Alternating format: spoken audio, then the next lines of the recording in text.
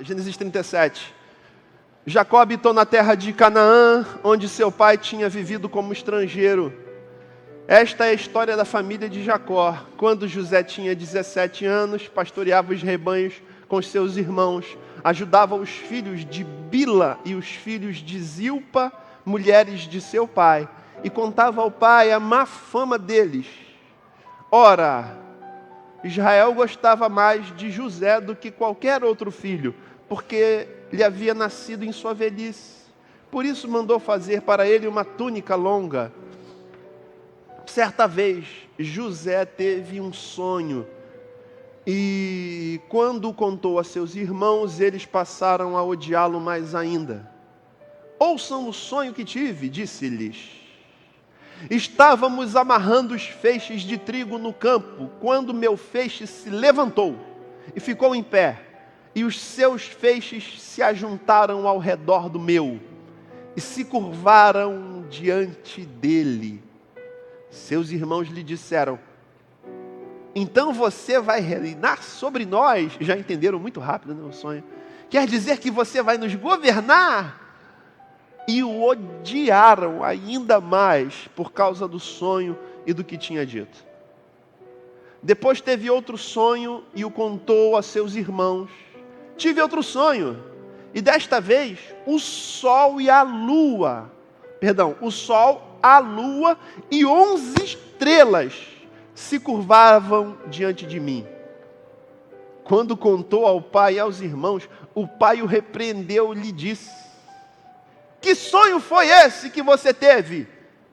Será que eu, sua mãe, seus irmãos, viremos a nos curvar até o chão diante de você? Seu pretensioso, quem é você para vencer na vida? Você tem que ficar preso aqui nessa bolha. Assim seus irmãos tiveram ciúmes dele. O pai, no entanto, refletia naquilo. Peraí, que tem alguma coisa com esse moleque, cara. Tem um brilho diferente no olho dele, tem alguma coisa diferente nele. Os irmãos de José tinham ido cuidar dos rebanhos do pai, perto de Siquém.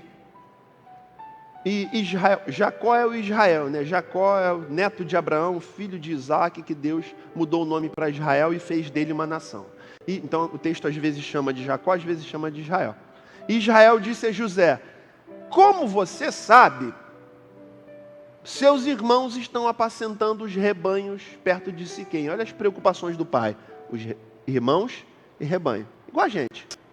Pensa nos filhos, pensa na empresa, pensa no trabalho. O tempo inteiro. Quantos tem filhos aqui? É o que você pode ter 50 anos, 60 anos. Você está pensando no filho. E está pensando no que tu tem que fazer amanhã, no teu trabalho. É o que você vai tomando na tua cabeça até o final da vida.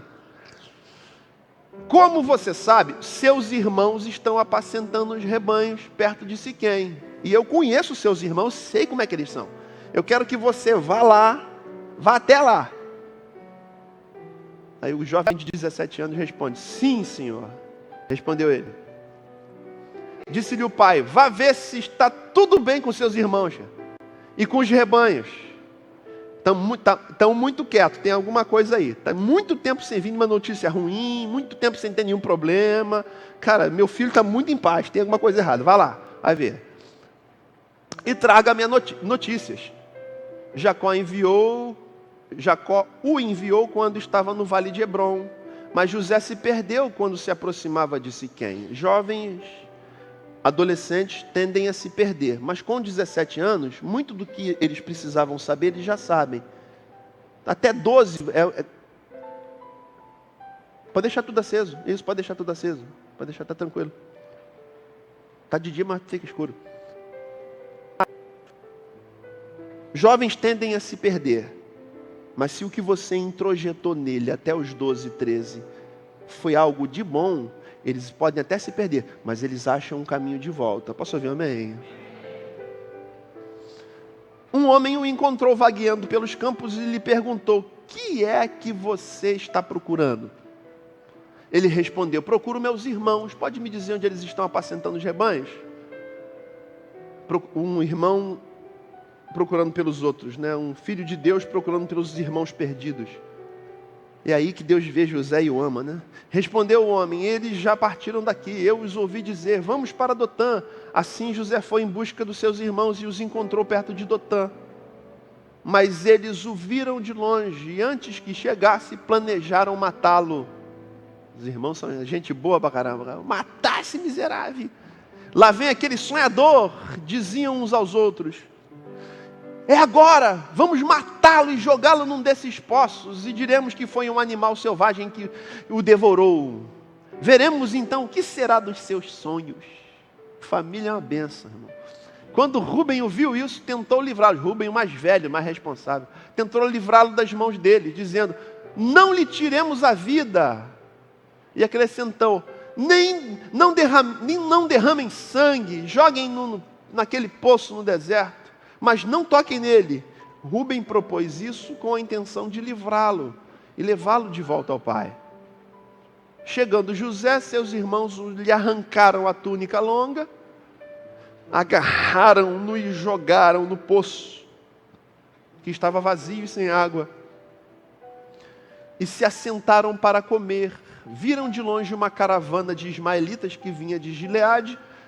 Seus camelos estavam carregados de especiarias, bálsamo e mirra, que eles levavam para o Egito. Judá disse então a seus irmãos: que ganharemos se matarmos nosso irmão e escondermos o seu sangue? Vamos vendê-los aos ismaelitas, não tocaremos nele, afinal ele é nosso irmão, é nosso próprio sangue. E seus irmãos concordaram. Quando os mercadores ismaelitas de Midian se aproximaram, seus irmãos tiraram José do poço e o venderam por 20 peças de prata aos ismaelitas, que o levaram para o Egito. Quando Rúben voltou ao poço e viu que José não estava lá, rasgou suas vestes. E voltando a seus irmãos disse: o jovem não está lá, para onde irei agora? Então eles mataram um bode, mergulharam no sangue a túnica de José e mandaram ao pai com este recado: achamos isso, veja se é a túnica do teu filho. Ele a reconheceu e disse: é a túnica do meu filho. Um animal selvagem o devorou e José foi despedaçado. Filho fazendo o pai sofrer. Então Jacó rasgou suas vestes, vestiu-se de pano de saco, chorou muitos dias por seu filho. Todos os seus filhos e filhas vieram consolá-lo, mas ele recusou ser consolado, dizendo: não, chorando descerei à sepultura para junto de meu filho. E continuou a chorar por ele. Nesse meio tempo, no Egito, os midianitas venderam José a Potifar, oficial do faraó e capitão da guarda. Você pode dizer amém? Você pode aplaudir essa palavra?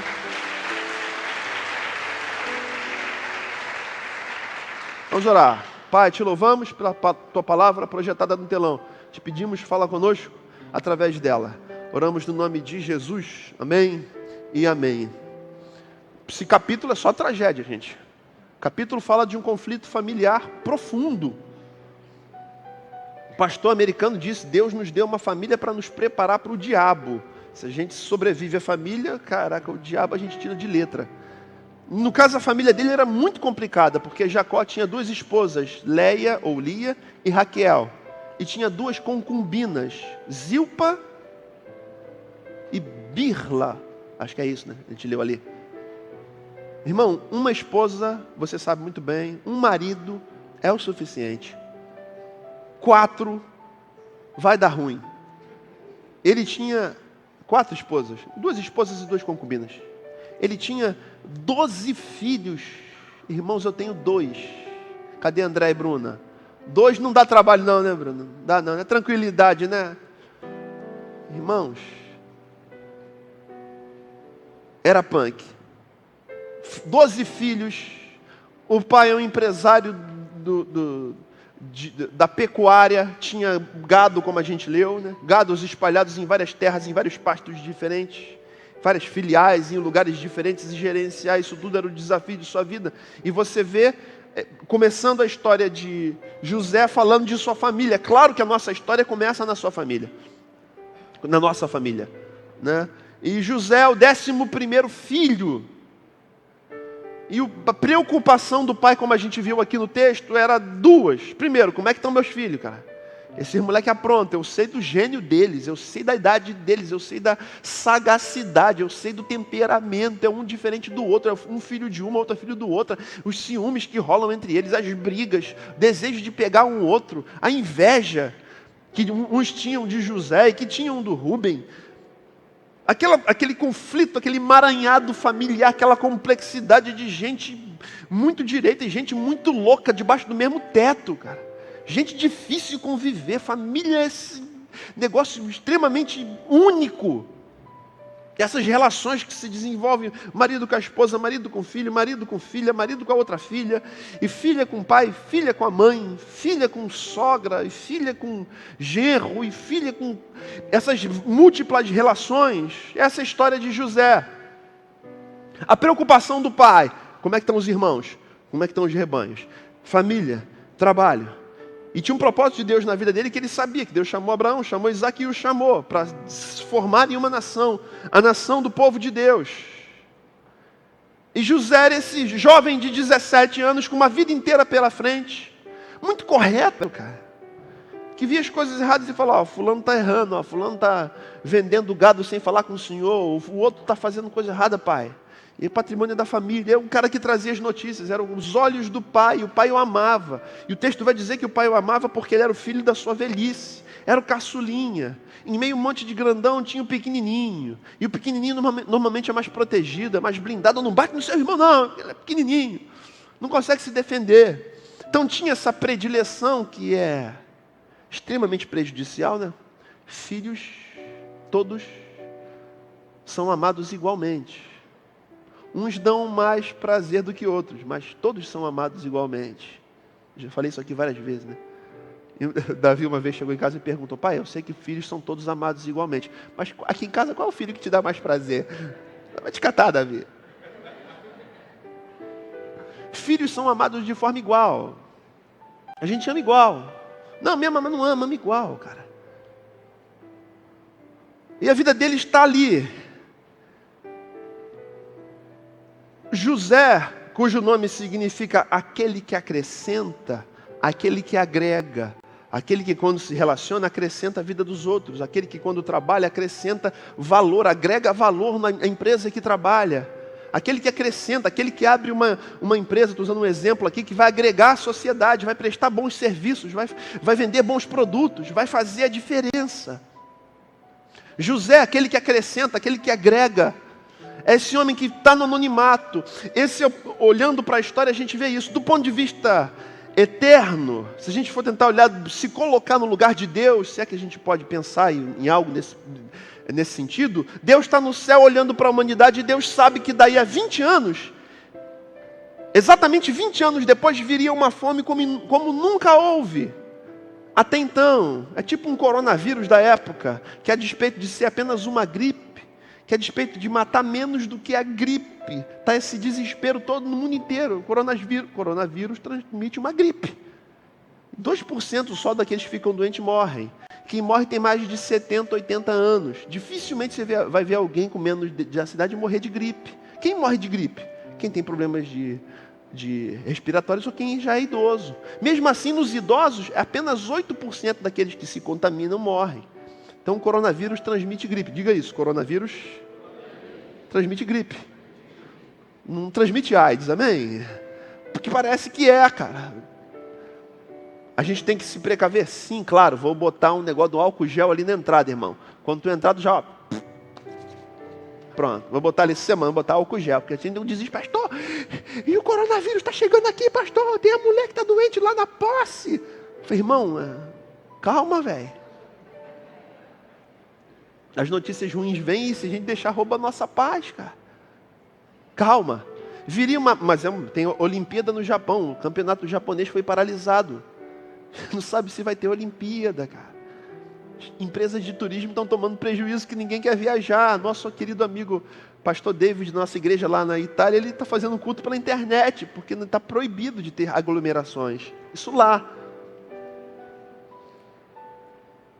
Deus olhou para o futuro e viu que 20 anos à frente teria uma grande fome, um grande problema aconteceria. E Deus começa na sua trama divina conferenciar com a Trindade, Pai, Filho e Espírito, o que faremos? Daqui a 20 anos vai ter uma fome e o mundo pode acabar se ninguém resolver essa fome. E Deus começa a pensar, eu preciso levantar um homem que tem inteligência para conseguir juntar recursos e fazer silos e celeiros e ter recursos para quando a fome chegar, ser o provedor do mundo inteiro, ser o salvador. Nesse contexto é que José é visto. Nesse contexto é que José é escolhido. E nesse contexto é que José entra na história. O capítulo 37 é um capítulo de grande crise familiar, cara.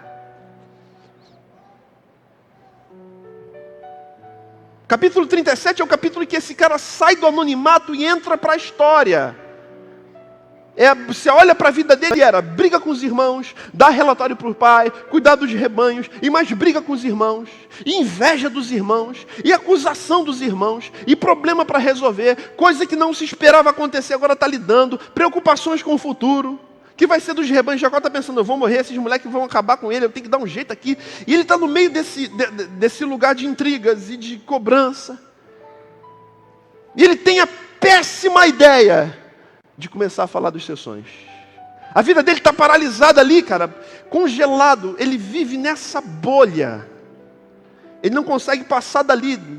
Ele é tolhido pelo irmão, ele é brecado pelo outro irmão, ele conta um sonho, o irmão já fala, meu irmão, está pensando o quê? Ele conta outro sonho, o pai vem e breca ele está vivendo num ambiente de extremo aperto, extrema limitação, onde você não consegue ir além, onde você não consegue romper, cara, porque tem alguém que te freia, tem alguém que te prende, tem uma situação que você se encontra às vezes como que algemado a uma circunstância, ainda que não existam algemas físicas.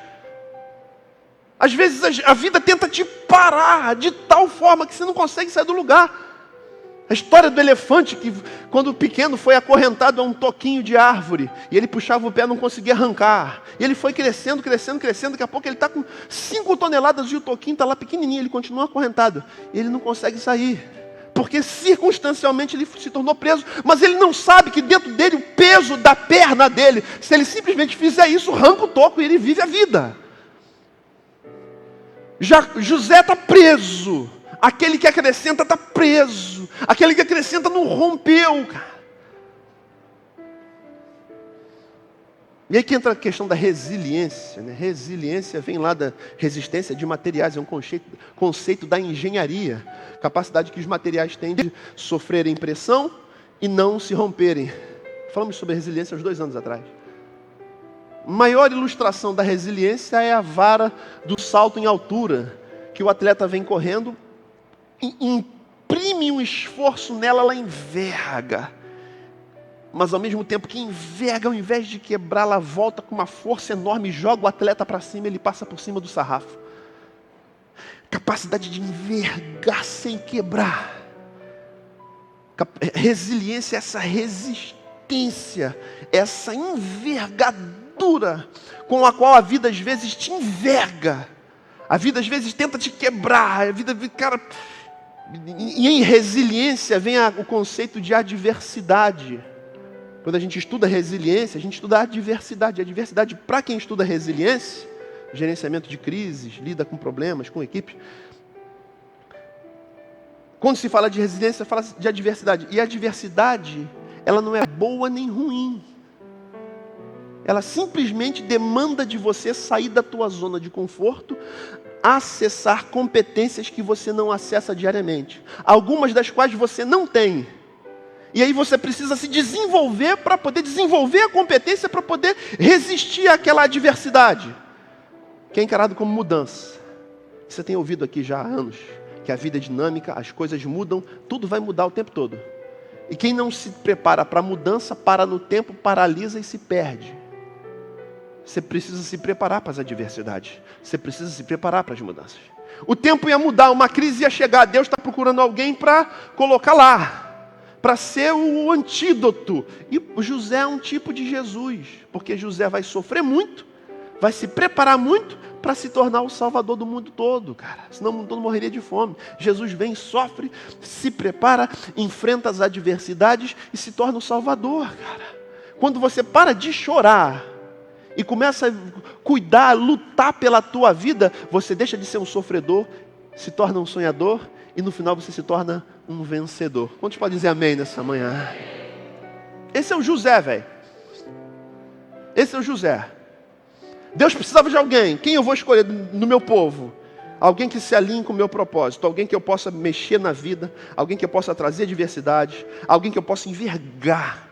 Alguém, os mais altos eucaliptos, que se curvam com o vento, não se quebram por causa das raízes que são profundas. Alguém que eu possa fazer criar raiz. Alguém que eu vou precisar levar para o Egito. Só que alguém que fale egípcio não tem ninguém. Como é que eu vou fazer para que ele aprenda a falar egípcio? Eu vou largar ele lá no Egito. Como é que eu vou fazer para ele aprender a administração? Eu vou largar ele na casa de um cara poderoso para ele administrar os problemas. Como é que eu vou fazer alguém que entenda de administração penitenciária? Eu vou largar ele 2 anos na cadeia, cara. Você pega, Deus, como é que eu vou trabalhar esse cara? É na adversidade, cara. É na mudança. É nos problemas. Quem Deus escolhe? Escolhe José. Por que ele escolhe José? É a primeira pergunta que a gente faz quando lê o texto.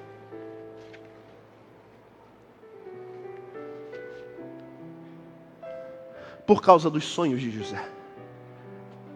José sonha.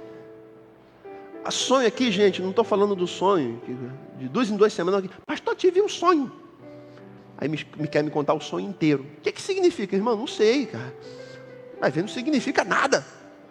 Vai ver projeção do seu inconsciente. Mas não tem uma interpretação profética. Não sei, irmão. Às vezes Deus fala conosco nos sonhos. Às vezes é a produção do nosso inconsciente. Sonhos não respeitam moral, ética, não respeitam mentira e verdade. Sonhos são sonhos. Só que os sonhos de José aqui têm outro significado. Os sonhos de José apontam para os objetivos de vida. Ele está naquele emaranhado, naquele lugar que o limita, naquela bolha existencial de família que pressiona o pai quer que ele seja o que o pai quer que ele seja, os irmãos que apontam ele, acusam ele, invejam ele, difamam ele, e armam para ele e o traem. Cara, nesse emaranhado todo ele está ali, cara, nessa bolha. Ele vem e fala, eu tive um sonho, cara. Estava tudo bem a vidinha dele, ele estava no lugar onde todos queriam que ele estivesse. Só não estava no lugar onde Deus queria que ele estivesse. Deus queria que ele rompesse aquela bolha. Aí ele vem e fala assim, tive um sonho, cara. No meu sonho, meu feixe de trigo era grandão. Os de vocês era menorzinho. Vinha tudo e se prostrava. Rapaz, tá amarrado, rapaz? Tá maluco? Tá doido, rapaz? A gente vai ficar abaixo de você na vida? Que história é essa, rapaz? Ih, tá maluco, cara? Tá se achando? Já viu aquele teu amigo de 10 anos atrás que chega para você e fala assim, tá mudado, hein? Quem te viu, quem te vê. Eu te conheço, né? Pô, época boa era aquela que a gente andava de trem, a gente passava na cancela para não pagar passagem. A gente pulava a cerca do trem, tinha um buraco no muro do trem, a gente passava, lembra? A gente pulava pelo ônibus. Época boa que a gente aprontava, né? Época boa era aquela, né? Por que diz isso? Não, então olha para você e fala assim, pô, você mudou, hein, cara? Tá se achando. Claro que eu mudei, você queria que eu ficasse na porcaria de vida a vida inteira, cara? Você não consegue me ver crescer na vida, não, cara? Quem diz isso não quer o teu bem, cara. Quem diz isso está incomodado. Porque você cresceu um pouquinho, cara. Quem te diz isso quer ver você na bolha, fazendo tudo o que ele quer. E você não nasceu para satisfazer as necessidades e as expectativas dos outros. Você nasceu para ser feliz e para viver as expectativas de Deus. Que história é essa de fecha para que vai crescer na vida mais que eu? Você pode até crescer na vida, mas não vai crescer mais do que eu, não. Que feixe maior que o meu? Que parada é essa, rapaz? Inveja, cara. Aí ele tem o primeiro sonho. O nego já chega de... Desculpa aqui a expressão, gente. Tem que pregar de uma forma coloquial. O nego chega de voadora. Para ele fazer o quê? Parar de sonhar. Parar de lutar pelos objetivos de sua vida. Parar de buscar as coisas que ele acredita, que ele crê. Os sonhos, às vezes, falam do nosso inconsciente, dos nossos desejos mais ocultos e mais escondidos, cara. No caso dele, era Deus mostrando o que seria do futuro. Era Deus mostrando, cara, Deus tinha um treco com ele. E daí, cara? Se Deus tem um treco com fulano, pô, fulano é bom de louvor, né? Pô, ele, caraca, ele é melhor do que eu. E se daí, se Deus tem um treco com ele, cara, deixa ele, empurra ele. Deus tem um treco com todo mundo, cara. Mas se tu ficar nesse tipo de postura, só contigo que ele não vai ter um treco. De repente ele vai ter outro treco. Vai ter um treco. Quantos estão entendendo? O mais importante é eu conseguir me fazer entender. Ele sonha, cara. Ele sonha. Ele sonha. Ele luta pelos seus sonhos, cara. O problema é que a gente começa a lutar, no meio do caminho a gente desanima, no meio do caminho vem as adversidades que demandam de nós novas posturas, a gente fica triste. A gente fala, caraca, não sei o que fazer. A gente não está emocionalmente pronto para lidar com o questionamento de gente que a gente ama, de gente que nos aperta, gente que está próximo. O problema maior de José não foi o Egito, não foi Potifar, não foi o carcereiro. O problema maior foi os de perto, cara. O maior rompimento foi os de perto, os irmãos, cara. O maior desafio foi romper a bolha. Eu preciso sair. Eu preciso viver algo maior. Eu sei que Deus tem alguma coisa maior para mim nessa vida, cara. Eu sei que a minha história não vai ser essa, de estar aqui com meu pai, com a minha mãe, com meus irmãos. Não estou falando que família é errado, de jeito nenhum. Família é a coisa mais importante. Família é tudo que nos sobra, quando tudo mais falta. Família é a célula máter da sociedade. Família é nosso QG. Não, por favor, não me entenda mal, cara. Mas você não tem que ser o que os outros querem que você seja. Sabe aquela sensação de que, caraca, eu estou vivendo, o tempo não está ruim, está bacana, eu estou vivendo uma luta aqui, outra ali. Mas eu sei que isso não é tudo que Deus tem para mim. Eu sei que eu posso ir mais além. Esse é o sentimento, cara, dentro de José. José, aquele que agrega, aquele que acrescenta. Por que Deus o escolhe? Por causa, em primeiro lugar, por causa da sua capacidade de sonhar. Lutar pelos seus objetivos, cara. Não desanimar diante das adversidades que demandam de nós a busca de novas skills, de novas características, de novas competências que nós não temos, cara. Vou precisar falar egípcio, vou precisar administrar, ser um bom administrador. Cara, eu não sei isso, pastor, o que eu faço? Vai ler livro, velho. Eu tenho uma biblioteca em casa, ontem eu levei mais uns 20 livros, eu vou deixar livro nenhum aqui. Eu não estudo aqui, eu só estudo em casa. E cara, eu preciso falar sobre isso aqui. Eu estou no momento que eu preciso estudar sobre isso aqui. O que eu faço? Eu venho nos livros aqui de John Maxwell. Aí eu pego, olho os índices. Cara, achei. Eu não sei o que fazer, mas eu sei onde buscar. Eu preciso fazer um curso de vendas. Estou dando um exemplo, porque você que trabalha com venda. Eu preciso melhorar minhas vendas. Eu preciso de um autoconhecimento, um autodesenvolvimento, que é responsabilidade minha. Onde é que eu vou? Gente, na era da informação, tem informação em tudo quanto é lugar. Curso online em tudo quanto é lugar. A maioria dos cursos são online. Você tem livros que são teus mentores ocasionais. Eu vou falar sobre isso, eu vou buscar. Eu estava morrendo de fome um dia desse. Só que eu não posso comer muito carboidrato, que eu já dei uma engordadinha, irmão. Eu dei emagrecidona, depois dei engordadinha, porque final de ano ninguém é de ferro, irmão. Não tem como passar o final de ano na low carb. Não tem, irmão, não tem. Se eu malhasse, se eu fosse forte, o Clério, o Cristiano, que são os caras, o Jorge, né, que é os caras que são massa na igreja, não tem essa parada, cara. Eu malho amanhã, depois eu malho na outra semana só, se eu conseguir. Aí eu falei, caraca, eu preciso comer um treco, cara. Mas tem que ser um treco que não engorde. Eu vou no Google, bolo low carb. Aí tem lá o bolo low carb de cacau, creme de leite, essência de baunilha e xilitol. Aí eu fiz, cara. Depois que eu terminei de fazer, eu tirei a foto, mandei para a Márcia e falei assim, ó, aleluia. Bolo de chocolate. Ela, caraca, do céu da dieta, miserável, eu não estou aí para sair junto contigo. Eu falei, não, é low carb.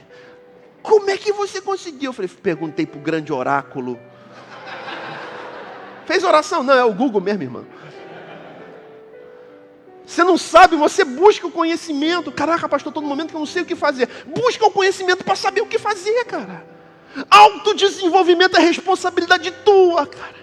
Não desista dos teus sonhos, dos teus objetivos de vida por causa do que aconteceu. A gente acusando, não falei que não ia dar certo, isso aí é fogo de palha, meu irmão, vou falar aqui de novo uma palavra feia. Dane-se o que os outros pensam. Desculpa, visitante que nos visita pela primeira vez, me perdoe. Esse é um botão, dane-se, cara.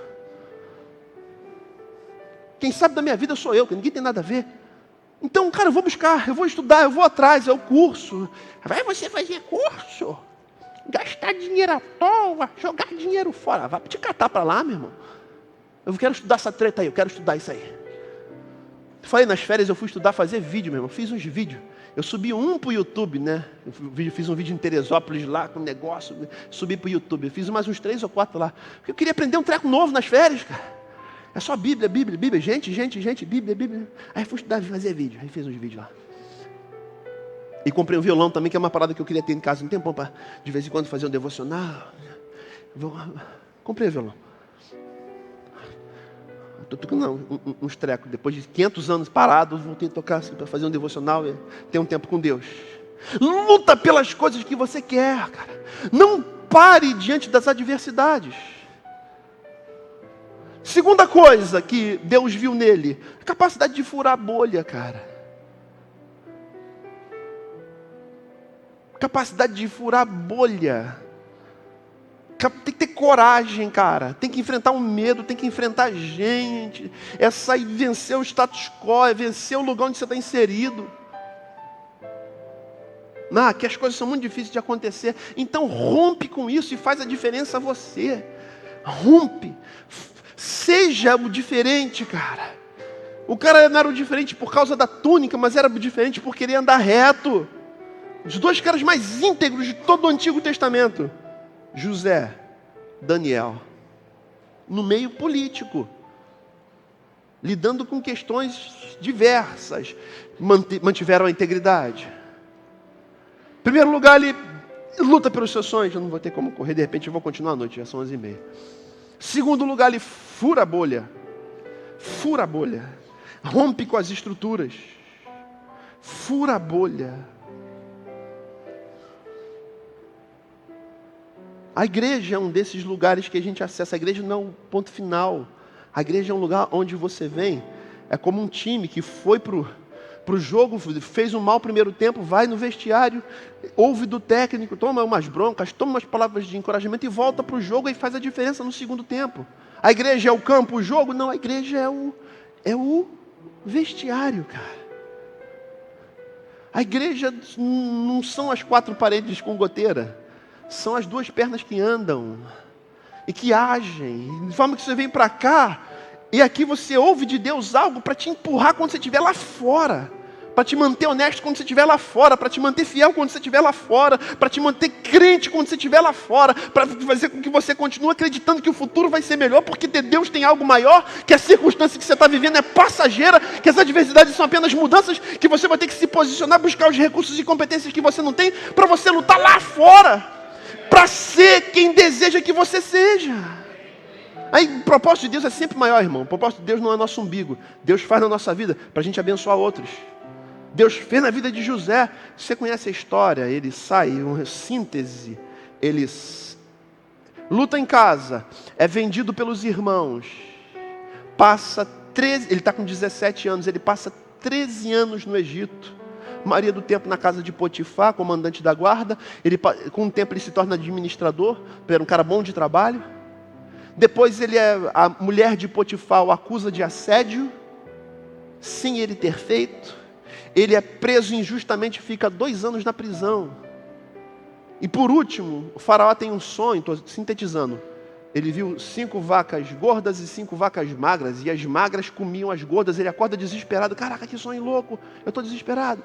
Tem alguém que possa me dizer o que significa? Aí vem o José. A interpretação Deus dará. A interpretação é a seguinte: vão ter 7 anos de vacas gordas, 7 anos de muita bonança. Nesses 7 anos, você ajunte trigo e todos os mantimentos nos celeiros, nos silos. Que depois vai ter 7 anos de vacas magras. O mundo inteiro vai ficar sem recursos. O mundo inteiro vai vir comprar de você.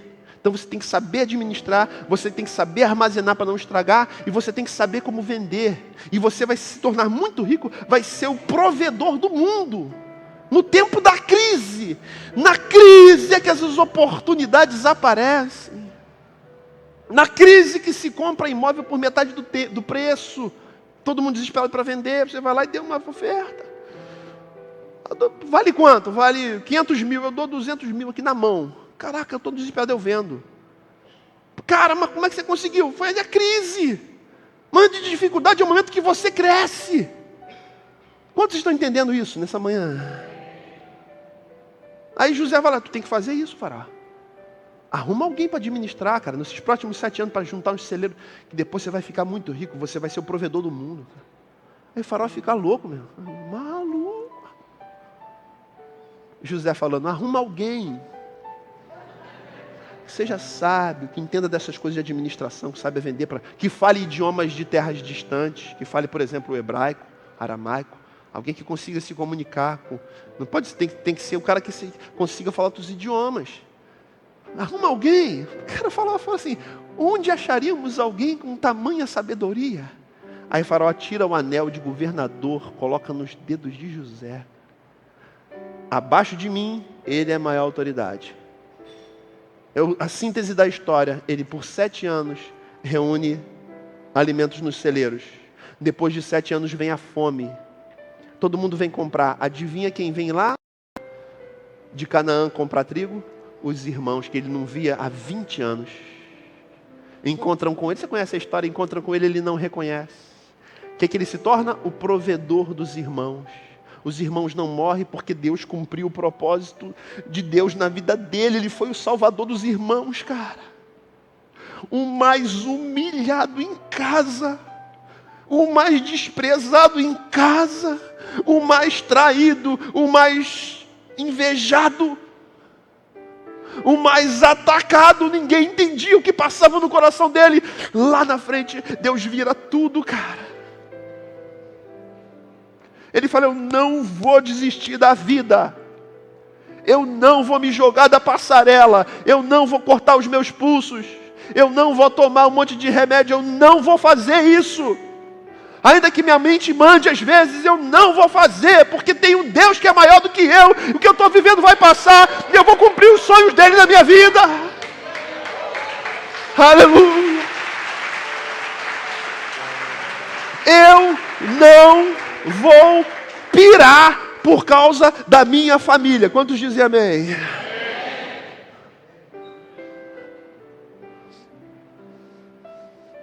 Não pira, cara. É fácil para eu e você dizer isso daqui, que a gente sabe o final da história. Agora é ele, cara. O cara jogado num poço sem água. Ele desce batendo, ralando, cara. Vendido como mercadoria, ó, escravo. Rompimento abrupto da relação com o pai. Teve que afastar. Não viu o pai por 20 anos, cara. Quando os irmãos chegam, eu vou vender para vocês. Aí quando eles estão indo embora, ó, vocês roubaram um negócio aqui. Vai lá e manda o pai vir. Aí o pai vem, quando o pai vem, que ele bota o olho no pai, já vem. Estou vivo, pai. Todo mundo falou que eu ia ser a desgraça dessa família. E que eu tinha morrido de forma desgraçada. Papai, Deus foi comigo, papai. No momento de maior angústia, Deus foi comigo. Estava ali no gabinete, não estava xingando, mas estava com raiva do cara aqui. Estava ali falando com os pastores, pá, batendo na mesa, mandando mensagem para o homem, que bolado ali, chateado pra caraca, meu irmão. Por causa dessa goteirada toda. Aí uma pessoa bate na porta, pastor, vim aqui só trazer o resultado dos meus exames. O resultado do câncer. Pastor, não tem nada, tudo zero, pastor, tudo zero. Eu não consegui, comecei a chorar ali com a pessoa, fiquei chorando. Eu sei que ninguém pode roubar os propósitos dele para a minha vida. Saiba que ninguém pode roubar. Você pode furar a bolha, meu irmão. Eu vou dizer, você pode sair da igreja. Às vezes você vai para longe. Cara, vai, você quer sair da igreja? Vai, meu irmão. Você pode ir para onde você for. Difícil é Jesus sair de você, cara. A Bíblia diz no 39, não tem tempo da gente estudar, tem que passar para a ceia. Que ele estava numa terra distante, não falava o idioma, não tinha dinheiro, não tinha porcaria nenhuma. A Bíblia diz, e Deus era com ele, e foi varão próspero. Sabe por que ele foi próspero? Porque Deus era com ele. Podia estar longe da igreja, cara. Me julguem os teólogos. Estava longe da igreja, mas não estava longe de Deus, porque o amor de Deus não tem como a gente se afastar de nós, cara. Quando a gente sabe de quem a gente é, cara. Agora vai pirar a tua cabeça aí, tá? De alguns talvez pire. O que nos separará do amor de Deus? Fome, nudez, frio, espada, perseguições. Paulo pergunta isso na carta mais teológica e filosófica do Novo Testamento, que é a carta de Romanos. Nada poderá nos separar do amor de Deus que está em Cristo Jesus. De repente você furou a bolha, você conseguiu, você foi para longe. Furar a bolha não é sair da igreja não, tá, irmão? Não disse isso. Furar a bolha é romper com algumas coisas que você precisa romper. Com algumas opiniões, com alguns propósitos que não são para a tua vida. Ele rompe, ele vai. Chega um dia que o propósito se cumpre, ele volta. Ele que no início, quando os irmãos chegam, ele quer se vingar. Ah, é, meu irmão? Quem me viu passar na prova? A vingança é um prato que se come frio. Aleluia. Ele quer maltratar os irmãos, quer aprender, acusar de roubo. Ele quer dar na mesma moeda, cara. Chega uma hora que ele fala, caraca, se a gente pegar o finalzinho do livro de Gênesis, você vai ver ele falando, agora eu entendo por que eu vivi isso tudo. Para Deus poder cumprir o propósito dele e salvar o mundo inteiro. O propósito de Deus é maior. O propósito de Deus é maior. Encerro minha palavra. Primeiro lugar, saia da bolha.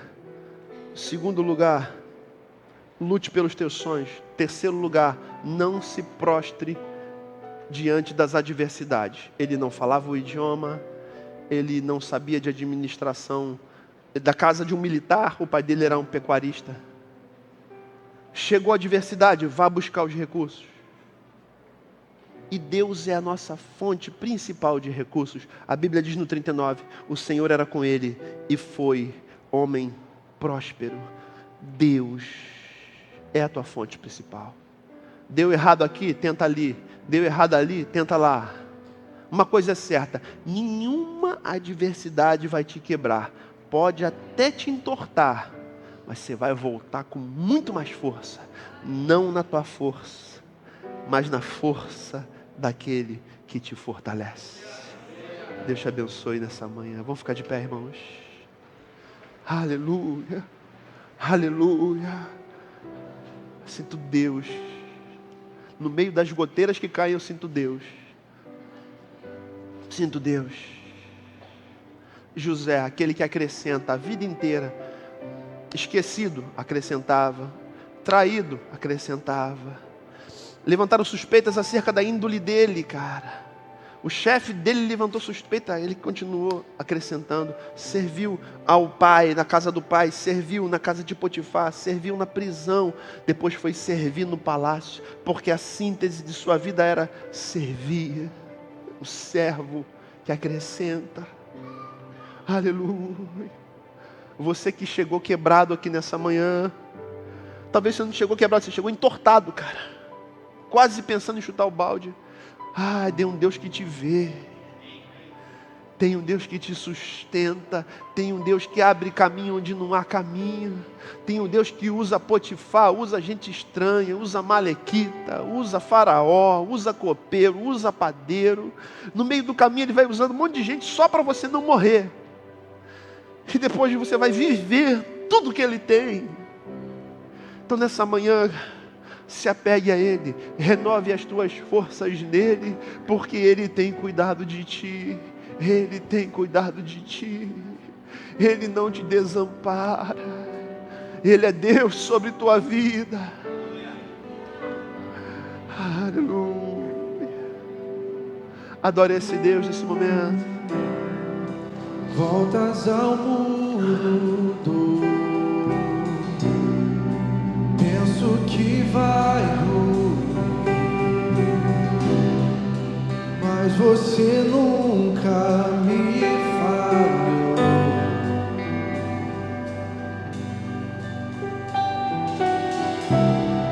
Espero a mudança vir,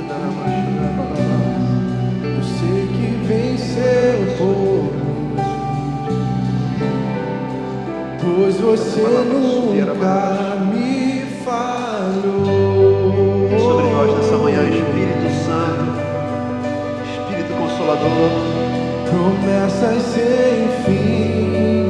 Tu és fiel a mim, fiel a mim. Estou em tuas mãos, em ti confiarei. Você nunca falhou.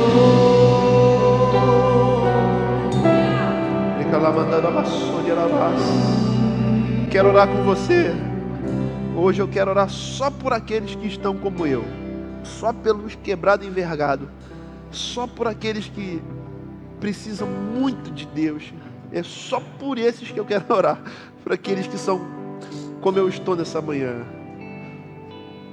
envergado, mas fortalecido no Senhor. E quero orar com você. Se desejar, vem à frente, vamos orar juntos. Orar para Deus se manifestar na tua vida. Como uma pessoa que me entregou uma profecia: Deus ouve a tua oração, pastor. No momento mais angustiante da minha vida, a pessoa, olha só, pode orar que Deus ouve, pastor.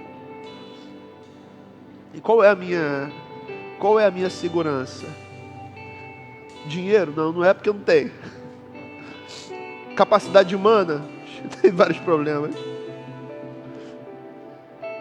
A minha segurança é o Senhor. É a certeza de que tudo está pronto, de que Ele cuida de tudo. Minha segurança não é na minha capacidade humana. A minha segurança é Jesus. É talvez a competência mais forte, mais profunda que eu preciso, é aquela que eu não tenho e que eu sei que eu não vou ter em mim mesmo, mas são as que estão acessíveis nele através da fé. Pela fé a gente alcança o favor e a graça dele. Pela fé.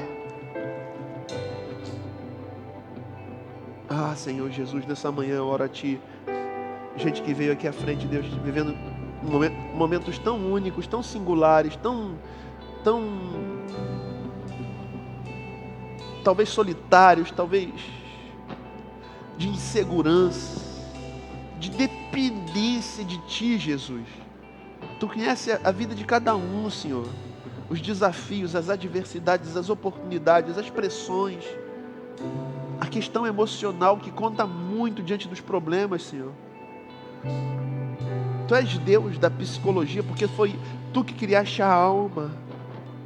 A minha oração é: levanta o Teu filho nessa manhã, levanta a Tua filha nessa manhã. Ah, fortalece, renova o ânimo, Senhor. Mesmo espírito que estava sobre José, que esteja sobre Teus filhos, Senhor. Que não sejam derrotados, que não desistam, que não abortem os sonhos, os objetivos de vida, que consigam furar a bolha que os prende. Oh Deus, em nome de Jesus, é no nome do Teu Filho Jesus que oro. Senhor, não somos um clube social, um ajuntamento de pessoas. Isso aqui não é um cinema, um shopping, Deus. Esse não é outro lugar senão a Tua casa. Tu és o Deus da casa. Tu és o Senhor das pessoas que aqui estão. Oh, Tu és o nosso maior bem. Eu te peço nessa manhã, age, Senhor. Age, Senhor. Age, Deus, na vida do Cris, Senhor. Na vida de Alexandre, na vida de Jorge. Oh, na vida de Bianca, de Luciana. Na vida dos Teus filhos, dos meus irmãos. Age, Senhor, na família, Deus. Age. Tu és um Deus que remove doenças. Tu és um Deus que quebra corações. Tu és o Deus que muda circunstâncias. Tu és o Deus que muda o curso do tempo. Quando Teus filhos estão dispostos a cumprir o Teu propósito. E nessa manhã Teus filhos dizem sim. Sim. Tu paraste o sol. Tu secaste o céu. Tu acalmaste tempestades, Tu abriste o olho do cego, Tu és um Deus que tudo pode. No nome de Jesus nós oramos nessa manhã. Vem com Teu impossível, Deus. Em nome de Jesus. Em nome de Jesus. Em nome de Jesus. Pode voltar para o seu lugar. Você pode dizer amém. Glória a Deus. Glória a Deus. Glória a Deus. Aleluia. Ele é bom. Ele é bom. Ele é bom. Sem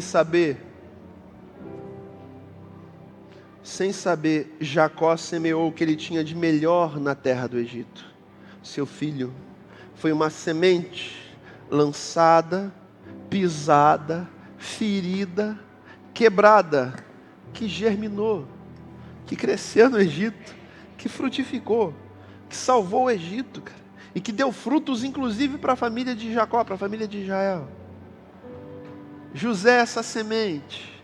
Jesus fala isso, se o grão de trigo lançado à terra não morrer, fica ele só, mas se morrer, dá muito fruto, porque germina, porque cresce, porque floresce, porque frutifica. Essa é uma analogia a tudo aquilo que a gente oferta na igreja, irmãos. Tudo aquilo que a gente oferta na igreja. Semente que a gente planta e que a gente não sai da nossa mão, mas não sai da nossa vida. Morre pra gente. Irmão, a gente oferta R$100, dizima R$200, R$300. Cara, sai da nossa vida. A gente dá assim às vezes e a mão está fechada para soltar. Jesus Cristo, Deus do céu, vai fazer falta, Senhor. Sai da nossa mão, mas não sai da nossa vida. Volta para a nossa vida. Entenda isso. Jacó semeou José. Cara, a semente sofreu, mas a semente gerou vida para aquele povo e voltou. Ainda que tenha demorado muito tempo, mas voltou para a vida de José, voltou para os irmãos. Nada que você semeia deixa de voltar para a tua vida. Isso é um princípio espiritual. Pode acender as luzes, por gentileza. Pode acender as luzes do salão, por gentileza. Nesse momento a gente vai fazer o que a gente faz aqui sempre: consagrar dízimos, ofertas, contribuir, investir, abrir não só as carteiras, mas abrir os corações para que a obra de Deus continue fluindo. Faça isso nesse momento. Entenda, se deposita a semente, ainda que seja dízimo, que seja oferta, contribuição, o que for, você deposita, volta para a tua vida. Volta para a tua vida. Vamos fazer isso. Você pode pegar o envelope, ofertar, trazer à frente, colocar no gasofilaço. Faça isso nesse momento. Se desejar dizimar ou ofertar de forma eletrônica, tem máquinas de cartão. Se desejar fazer de forma eletrônica, você pode fazer uma transferência direta para a conta da igreja via aplicativo. Separe esse momento para isso.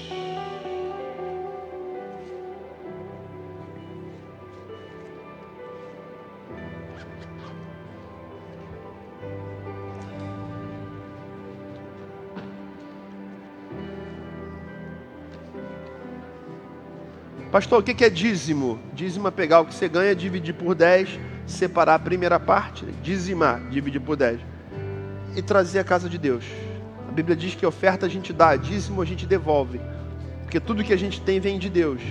E quando a gente quer reconhecer Deus na nossa vida, a gente devolve parte do que a gente recebeu. É como a maçã que você come, a semente você devolve à terra, para que você possa ter mais maçãs no futuro. Esse é o sentido da semente dentro do fruto. Vem a tua vida, você consome, mas uma parte você devolve. Uma parte você devolve. O que é primícia? É a primeira parte. Não é só dividir por 10 e dar a última parte. Divide por 10 e dar a primeira parte. Isso é primícia. Dízimo é dividir por 10. Primícia é separar a primeira parte. É assim que nós entendemos. Por que fazemos isso? Porque Deus diz faça. Porque Deus diz traga. Tragam dízimos à minha casa. Tragam. Porque Jesus disse traga a tua oferta lá na frente. No altar. O altar somos nós. Porque Paulo diz: aquele que semeia pouco, pouco ceifará. Que semeia em abundância ceifará. Semeadora, contribuir é isso. E vamos fazer isso nessa manhã com alegria. No nome de Jesus. vou pedir para os nossos queridos comprometidos, enquanto terminam de ofertar, já se posicione aqui para a gente servir a ceia. 10 para meio-dia, acabar no horário.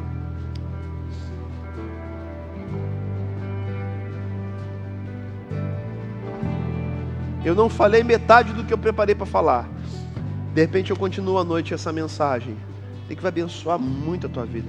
Quantos foram abençoados aqui nessa manhã? Vou confessar o pecado aqui para os irmãos. Na última ceia eu estava com muita dor de coluna, não consegui pregar direito. Eu fui para casa com raiva de mim mesmo. Falei, caraca, cara, eu tô com muita raiva de mim mesmo porque eu não consegui pregar direito. Não tem problema não. Na ceia que vem eu vou descontar. Eu vou fazer o melhor. Eu vou orar mais, eu vou buscar mais, eu vou de alguma forma abençoar mais pessoas. E Deus fez nessa manhã. Posso ouvir um amém? Glória a Deus. A palavra sempre vem dele. Porque dele, por ele, para ele são todas as coisas. Glória, pois, até a ele eternamente. Amém. Vamos consagrar? Pai, te louvamos. Te louvamos por esse momento em que contribuímos com a tua casa. Senhor, visita teus filhos, Senhor. Texto da profecia diz, então vereis a diferença entre o que serve e o que não serve. Nessa área, Deus, a gente semeia, a gente quer ver o fruto nascer, a gente quer ver o fruto do nosso trabalho, Senhor. Teus filhos, ninguém quer roubar, ninguém quer fazer coisas erradas, Deus.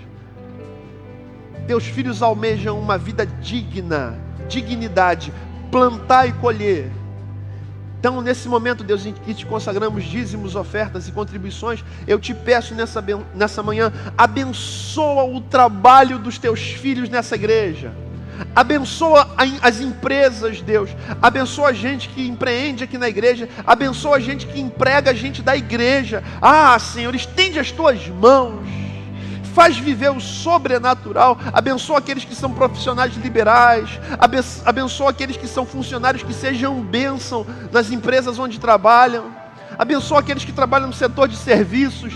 Deus, em nome de Jesus, que haja bênção, haja prosperidade, haja abundância nos celeiros, que o tempo de crise se transforme em tempo de grandes oportunidades para os teus filhos, que como tu fizeste com o teu povo no Egito, tu deste graça aos olhos dos egípcios, e eles foram abençoados, que essa palavra se cumpra aqui na Palavra Viva, no nome de Jesus. No nome de Jesus, é a minha oração. Honra o teu povo, Senhor. Visita ao longo do mês de março de uma forma sobrenatural. Deus, eu creio de todo o meu coração que tu estás no negócio, que tu podes prover todas as coisas, que tu dás a resistência e a força para lutar nesses dias, e que a provisão vem de ti. Te consagramos dízimos e ofertas no nome de Jesus. Amém e amém. Nessa manhã também consagramos o pão e o suco de uva, para esse momento em que vamos assentar à mesa e nos lembrar do teu sacrifício. Te agradecemos em nome de Jesus. Amém e amém. Pode servir, por gentileza.